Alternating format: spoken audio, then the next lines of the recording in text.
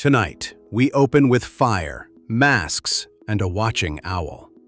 Not a movie set. California's Bohemian Grove lights the lake. Then to Yale, where a recruit reportedly lies in a coffin. In Sicily, a saint card burns as blood seals loyalty. Athens to Eleusis, pilgrims drink kikion and step into secrets. In Germany, a castle floor hides a sun wheel of power. West Africa's Leopard judges appear. In Mali, masks return once a lifetime. Think you know the Illuminati? Wait until the candles flicker. If you're ready, follow me past the locked doors. Bohemian Grove's Cremation of Care Owl Ceremony. Power brokers gather in California and burn an effigy by torchlight. In the redwoods near Monte Rio, a giant owl watches silently. The ritual opens midsummer encampments where speeches follow fires and music. Organizers call it a symbolic shedding of stress before policy talk. Visitors have included future presidents and cabinet officials across several decades. The setting feels theatrical, with robes, lanterns, and a man-made lake. Recordings captured chanted lines, a procession, and a mock wooden figure. Locals know the site as a private retreat with tight security. Whatever the intent, the imagery leaves outsiders guessing about meaning and membership. Yale's Skull and Bones coffin-lying initiation. New members reportedly confront mortality inside a coffin in New Haven. Accounts describe the tomb building on High Street as the stage. Alumni whisper about confessions, coded nicknames, and biographical secrets exchanged. The scene sounds macabre, yet it signals belonging among chosen seniors. Ritual props allegedly include skulls, dim lighting, and heavy wooden furnishings. Tap Day begins the process as juniors get silently selected. Inside, hierarchy forms quickly, guided by officers and established procedures. Details vary by decade, filtered through alumni tales and campus lore. The result is mystique that fuels endless speculation about influence afterward. Freemasons' third-degree raising of Hiram Abiff. A blindfolded candidate symbolically dies and is raised to fellowship. The story centers on Hiram Abiff from Solomon's Temple legends. In lodge rooms worldwide, officers dramatize loss, search, and restoration. Grips, words, and steps communicate lessons about loyalty and integrity.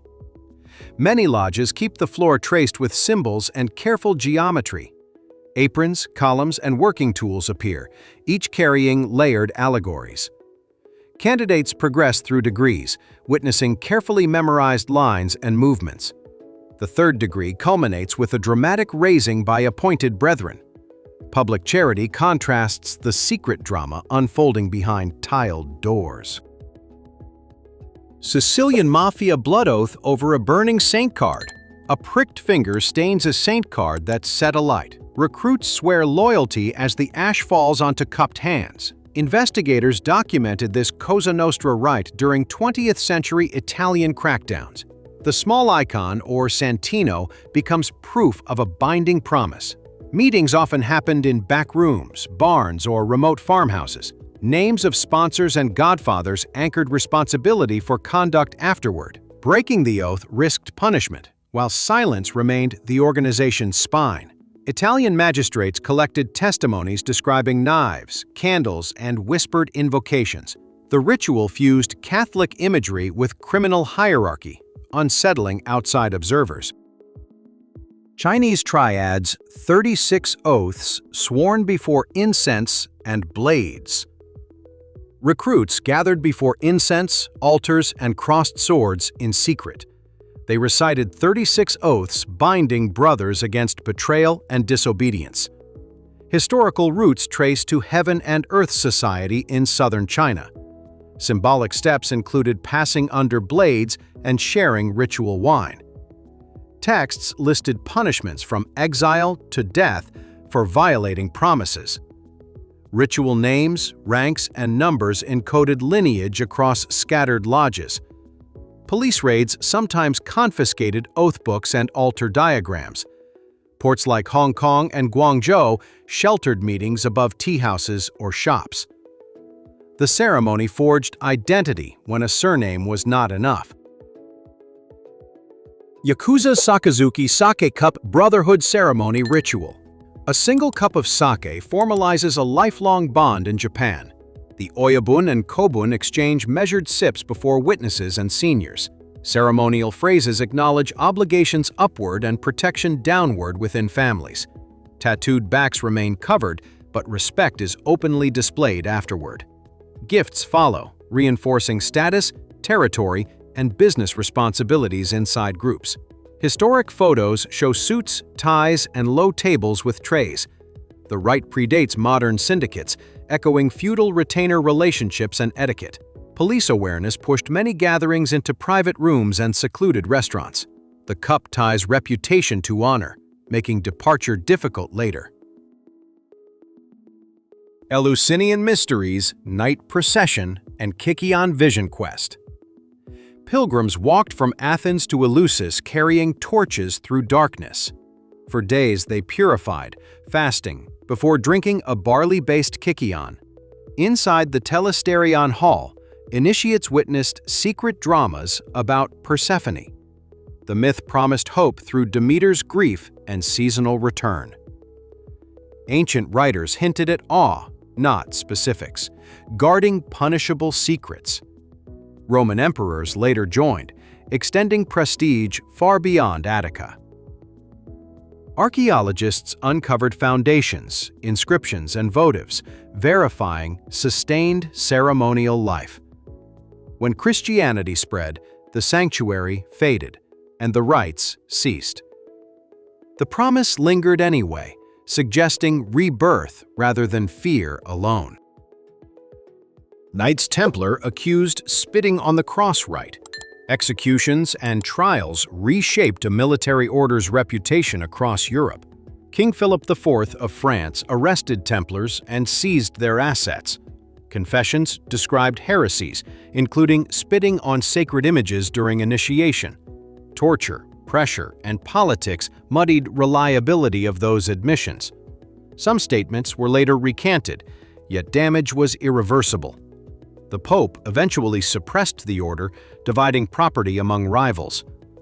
Archaeology preserves commanderies, churches, and seals bearing the Red Cross. Historians debate whether odd greetings masked austere vows, not blasphemy. The accusation itself became a cautionary tale about power. The Assassin's Paradise Garden Initiation Story. A lush, hidden garden supposedly trained fearless devotees in Persia. Marco Polo popularized tales about drugged recruits waking among delights. Alamut Fortress anchors the narrative to the Nizari Ismaili movement. Scholars note scarce contemporary evidence for the actual garden practice. Still, the story persisted, shaping European imaginations about fanatic loyalty. Real Nizari strategy emphasized intelligence, infiltration, and targeted strikes. Castles in mountain valleys coordinated networks resilient against stronger foes.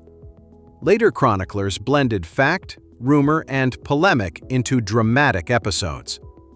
The myth endured because it felt plausible to fearful enemies. Mithraic 7th-grade cave initiations beneath Roman streets. Initiates descended into cave-like temples called Mithraea across cities. They advanced through 7 grades with names like Raven and Soldier. Reliefs showed Mithras slaying the cosmic bull under zodiacal signs. Banquets on stone benches mirrored a sacred meal beside the god. Candles flickered while torches cast long shadows on painted walls. Fortunes favored secrecy. No scripture survives beyond inscriptions and imagery. Archaeologists unearthed Mithraea in Ostia, London, and along the Rhine. The cult spread within legions and merchants, then vanished after bans. Its silence invites theories, but artifacts tell the strongest story. Dionysian Mysteries, ecstatic night rites in secret groves.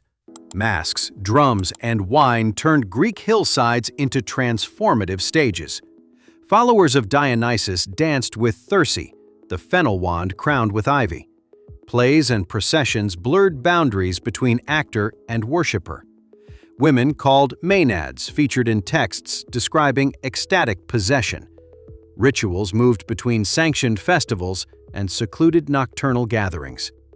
Roman authorities alternately permitted and restricted the bacchanalia over time. Vases and inscriptions captured symbols of grapes, satyrs, and theater. Poets credited the god with liberation, yet warned of excess. Intoxication met regulation, and the line kept shifting dangerously. Druid mistletoe harvest ritual, described by Pliny the Elder.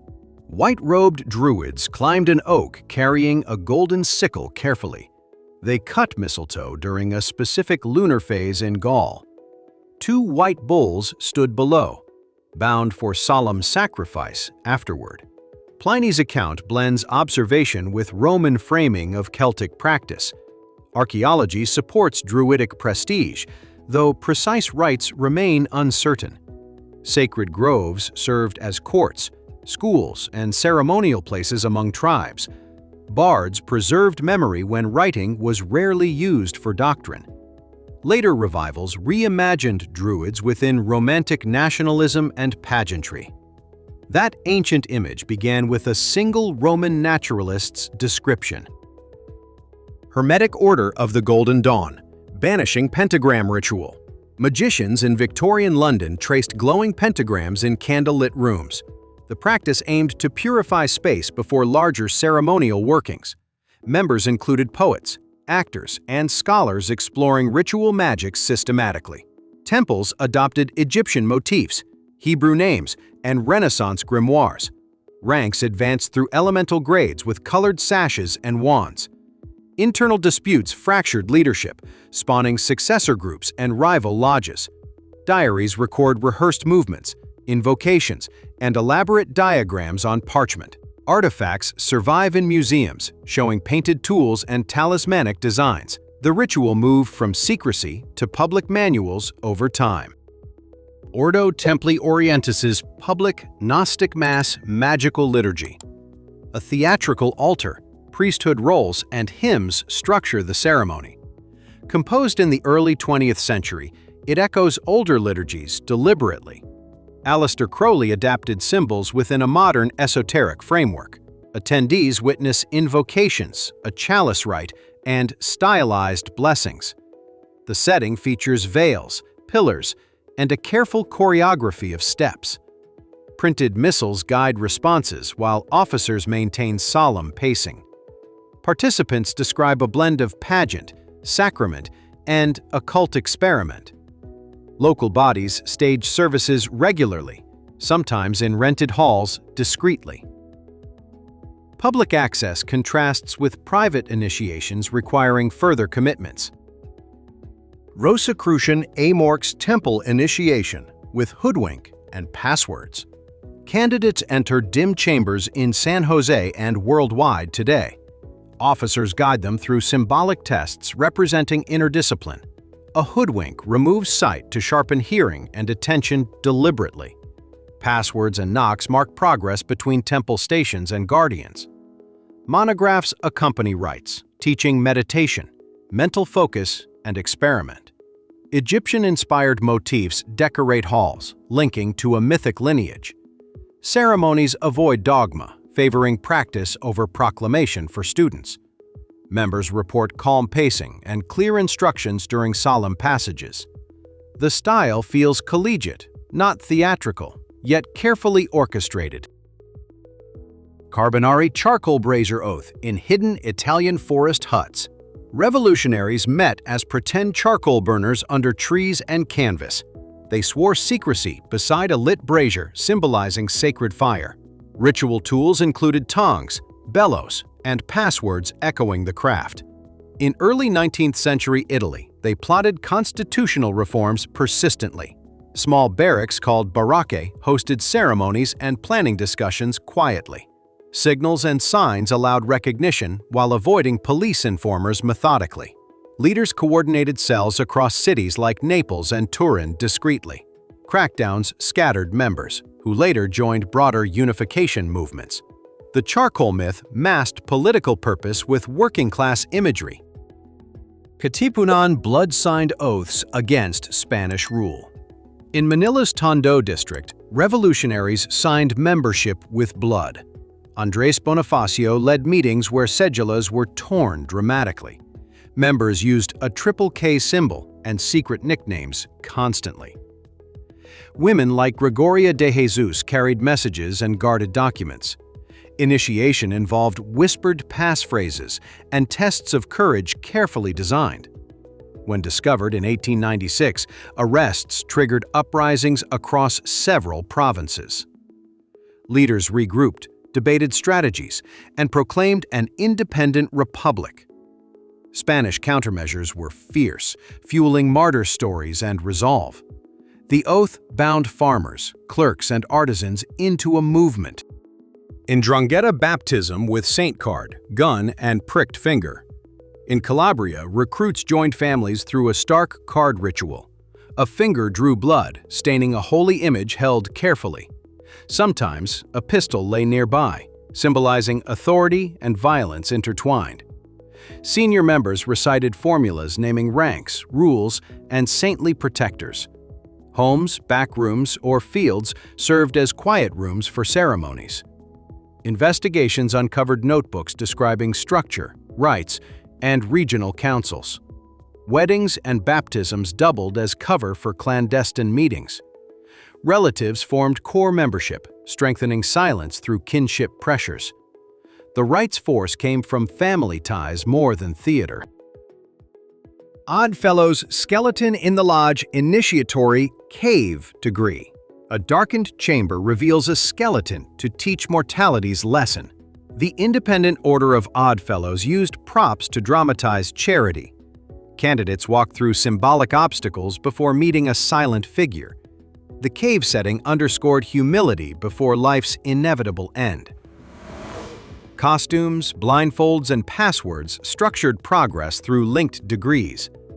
American lodges balanced secrecy with public philanthropy and orphan homes. Minutes and manuals preserved elaborate scripts and regalia instructions carefully. Public parades showed banners, while inner rooms remained tightly guarded. The contrast sharpened curiosity about what actually happened inside. Yale Tap Day. Hooded tappers secretly select new bonesmen. A spring afternoon suddenly turns into a whispering storm on campus. Hooded seniors tap juniors on the shoulder before gathered crowds. Names spill across old campus as societies claim their next classes. Skull and Bones, Scroll and Key, and others dispatch teams. Recruits vanish behind doors to decide acceptances by night. The ceremony feels medieval, despite smartphones documenting every moment. Faculty once tried reforms, but students defended tradition fiercely. Tap Day headlines appear annually, renewing rumors and family expectations. The spectacle starts a year of secrets inside imposing buildings. Society of the Horseman's Word Stable Yard Magic Initiations. Scottish ploughmen gathered by lantern in barns and stables. They sought whispered secrets for calming stubborn horses during work. Candidates pledged discretion before receiving passwords and handling tests. Stories claimed charms and gestures could halt a bolting mare. Masters taught patience, posture, and tone cloaked as arcane power. Ritual gave rural workers prestige in 19th century northeastern Scotland. Agricultural change later eroded the society's practical dominance gradually. Folklorists recorded testimonies before memory faded from living practice. What remained were passwords and pride around hard-earned horsemanship skills. Molly Maguire's candlelit oath in Pennsylvania coal country. Irish miners swore solidarity in company towns across the anthracite region. Candlelit rooms hosted pledges to resist abusive labor conditions. Some meetings overlapped with the ancient order of Hibernians locally. Pinkerton agents infiltrated, documenting signals, passwords, and suspected organizers. Trials in Mock Chunk and Pottsville brought controversial convictions later. Newspapers painted conspiracies, while strikes rattled railroad schedules hard. The oath forged community among vulnerable immigrant families under pressure. Company police intensified surveillance, heightening fear and retaliations afterward. History now separates labor activism from sensational accusations more carefully.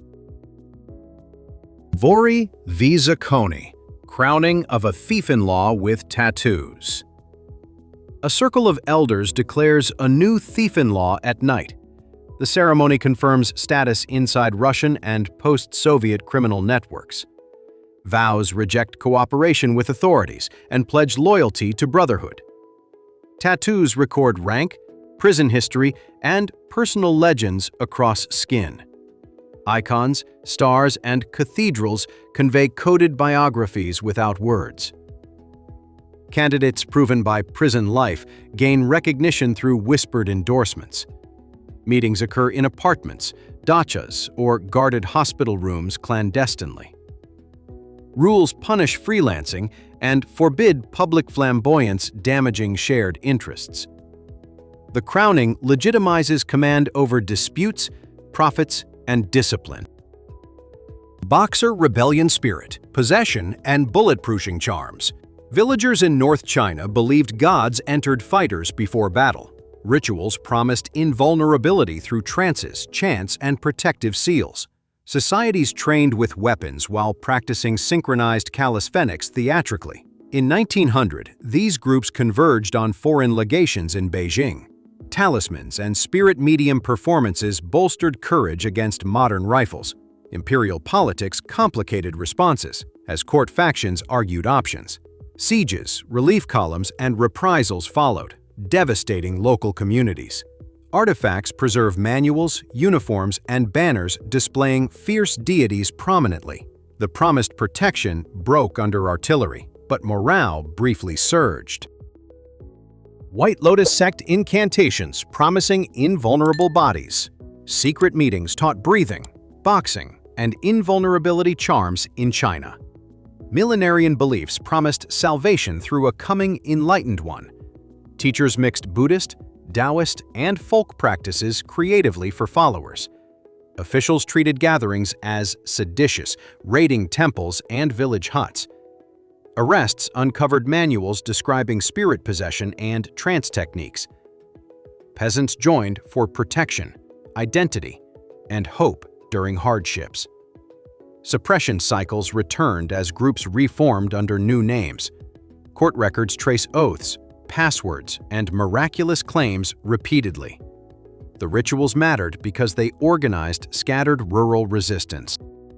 Thuggee Kali. Offerings and oaths of stranglers. British officers described criminal fraternities invoking the goddess Kali. Ceremonies reportedly preceded ambushes along Indian highways at night. Initiates received scarves and signs during oath-taking meetings. William Sleeman led campaigns against bands using informers and patrols. Modern scholars debate exaggeration within colonial-era statistics and narratives. Still, trials documented caches, passwords, and regional coordinators methodically. Victims included travelers moving between fairs, shrines, and market towns. Sacrificial offerings reportedly followed successful robberies as thanks. The blend of faith, crime, and empire complicates every summary. Thule Society occult runes and Volkish ceremonies. An esoteric club in Munich blended nationalism with occult interests. Members studied runes, Nordic myths, and racial theories obsessively. Meetings featured lectures, rituals, and coded insignia on rings. Organizers sponsored a political club that later changed history. Figures like Rudolf von Sabotendorf cultivated a dramatic, symbolic style. Ceremony rooms displayed swastikas, banners, and romanticized medieval imagery. Post-war investigations preserved flyers, minutes, and membership lists partially. The society's ritual life fed movements beyond its original walls. Occult trappings masked a harsher political program taking shape. Wewelsburg Castle, SS Black Sun Ceremonial Hall, Heinrich Himmler reshaped a Westphalian castle into an ideological center. The North Tower held a chamber with a sun-wheel mosaic. Ceremonies for select SS officers reportedly occurred inside the complex. Architects planned grand halls, crypts, and a center for research. War halted construction, leaving ambitious plans incomplete and eerie. Artifacts show pseudo-medieval decor matching official myth-making strategies. Post-war tours reveal restored rooms and preserved floor symbols today. Documents link the site to marriage and remembrance rites. The architecture staged loyalty theater for a dangerous regime. Bavarian Illuminati oaths and classical codenames by candlelight. Students in Ingolstadt swore secrecy for a reformist agenda. Adam Weishaupt assigned aliases like Spartacus to conceal correspondence. Grades progressed from novice to illuminated minor within structured cells. Candles, ciphered letters, and moral lectures filled evening meetings. The group recruited among freethinkers, jurists, and ambitious officials. Authorities uncovered papers and banned activities in the 1780s. Conspiracy theories later inflated reach far beyond documented circles. Surviving archives show earnest plans, not supernatural powers conclusively.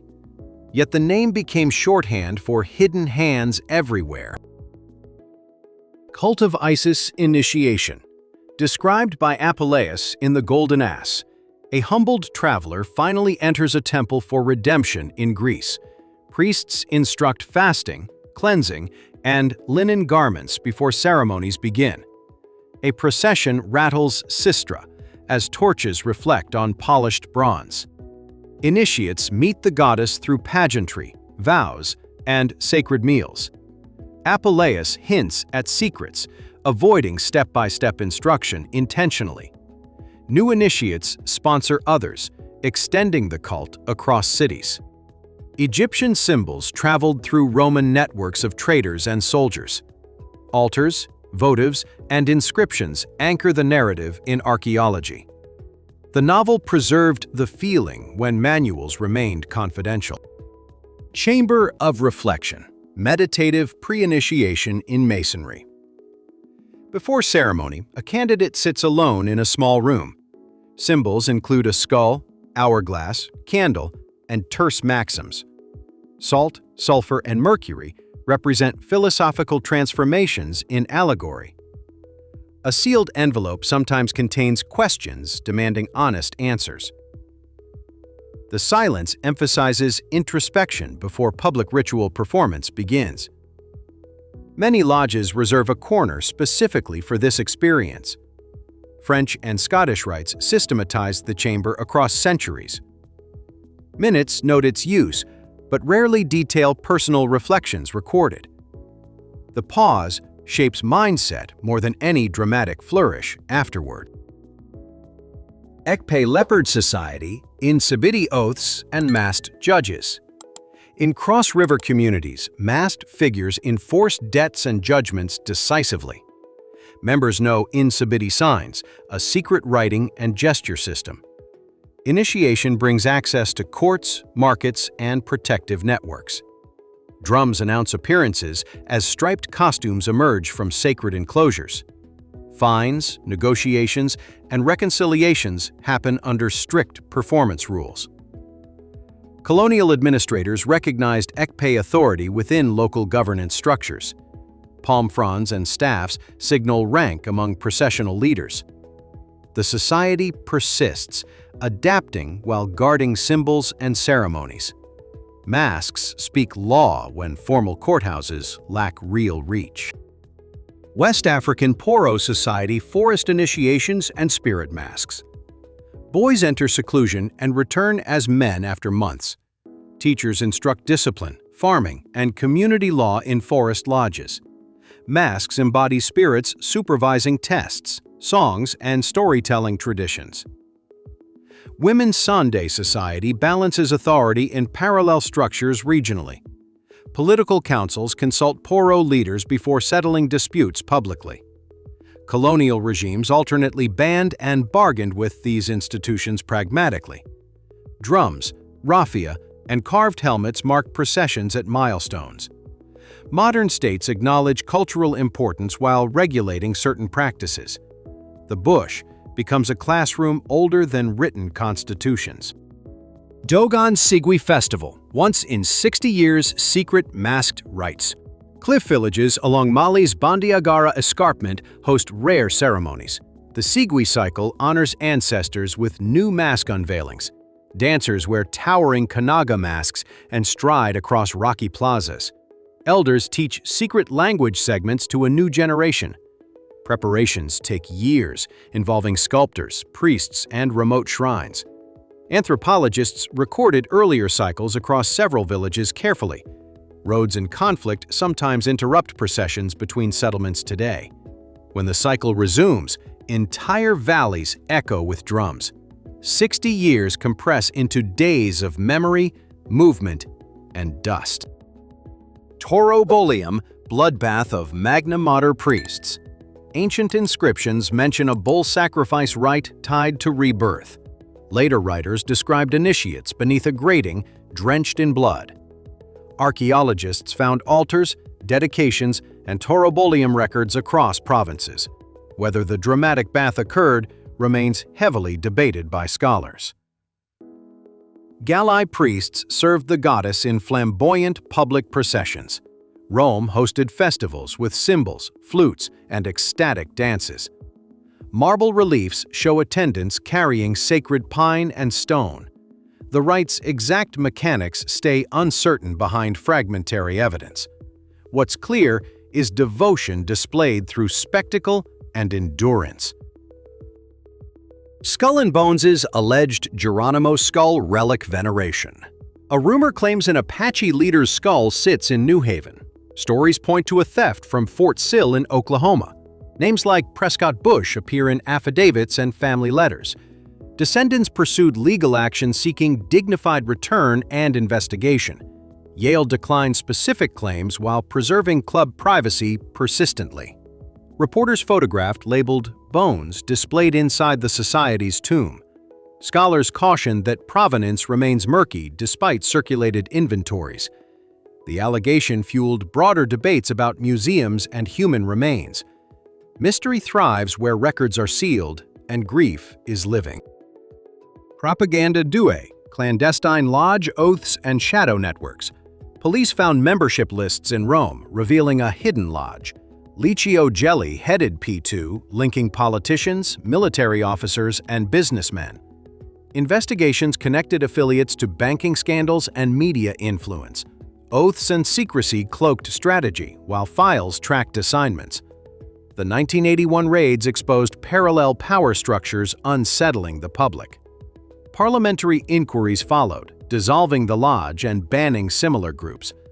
Documents showed code names and hierarchies beyond regular Masonic governance. Italy recalibrated laws on associations and transparency afterward. The case proved that rituals can mask very practical agendas. Order of the Solar Temple star-cloaked transit ceremonies. A doomsday sect staged synchronized deaths in Switzerland and Canada. Leaders Joseph de Mambro and Luc Jouret orchestrated elaborate rites. Members wore capes beneath star symbols inside richly decorated chalets. Recorded lectures promised escape to a higher spiritual plane. Fires and poison ended lives across multiple coordinated incidents. Relics, scripts, and stagecraft suggested rehearsed theatrical logistics. Police investigations uncovered finances, weapons, and false prophecies extensively. Families and survivors searched archives for patterns and warnings. The tragedy showed ritual intensity bending toward deadly obedience. Scroll and Key candlelit initiations at Yale. Another stone building glows softly on a quiet New Haven street. Scroll and Key invites selected juniors into a candlelit hall. Members cite fellowship, music nights, and biographical storytelling rituals. Artifacts line walls, celebrating alumni achievements across many fields. The building's dome and courtyard create an enclosed, ceremonial atmosphere. Tapping mirrors other societies, yet customs remain distinct internally. Officers keep scripts consistent, while traditions evolve with each class. Town rumors fill gaps as windows remain resolutely shuttered. The mystique persists precisely because details rarely leave the room.